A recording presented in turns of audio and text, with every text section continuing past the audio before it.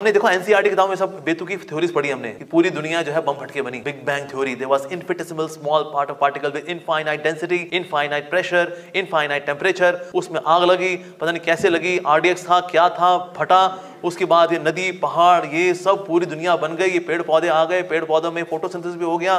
ये सूरज भी बन गया, सूरज के अंदर न्यूक्लियर फ्यूजन रिएक्शन भी आ गई, कंट्रोल फैशन में आ गई। पृथ्वी भी आ गई, पृथ्वी पे भी यहाँ पर पेड़ पौधे बन गए, 84 लाख योनियां बन गई, इनमें प्राण भी आ गए। सर कुछ ज्यादा तुक्काबाजी नहीं हो गई है? ये एक क्लासिक एग्जाम्पल है स्ट्रॉमैन फैलेसी का।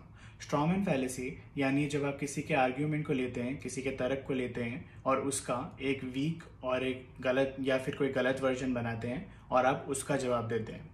यानी कि आप किसी के ओरिजिनल आर्ग्यूमेंट के जवाब या उसके उस तर्क का जवाब रिस्पॉन्स करने की जगह आप उसका एक स्ट्रॉमैन यानी कि एक पुतला बनाते हैं जो कि उसी आर्ग्यूमेंट का एक वीकर वर्जन होता है, ताकि आप उसका जवाब दे पाएं क्योंकि आपके पास ओरिजिनल आर्ग्यूमेंट का कोई जवाब नहीं है। इस केस में अमोघ लीला ये कह रहे हैं कि बिग बैंग एक एक्चुअल बॉम्ब ब्लास्ट था और जब साइंटिस्ट ये कहते हैं कि इस यूनिवर्स की शुरुआत बिग बैंग से हुई तो उनका कहने का मतलब होता है कि इस दुनिया की शुरुआत एक ब्लास्ट से हुई, एक लिटरल ब्लास्ट से हुई।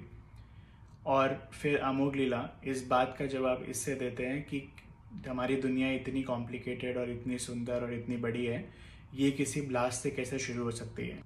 यानी कि अमोघ लीला यहाँ पे बिग बैंग थ्योरी का स्ट्रॉमैन बनाकर उसका रेस्पॉन्ड कर रहे हैं।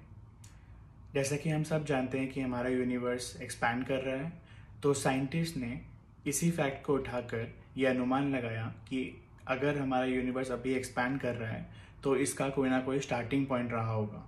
तो बिग बैंग थ्योरी में हम सिर्फ उस स्टार्टिंग पॉइंट की बात कर रहे हैं जहाँ से ये दुनिया एक्सपैंड होनी शुरू हुई।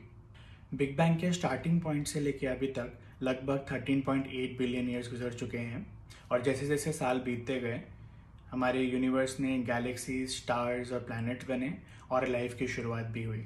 होपफुली इस वीडियो के थ्रू आप समझ पाए हो कि स्ट्रॉमैन फैलेसी क्या होती है।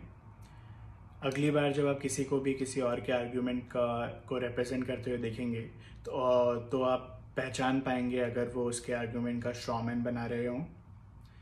अगली वीडियो में हम एक और लॉजिकल फैलेसी के बारे में बात करेंगे। तब तक के लिए स्टे स्केप्टिकल।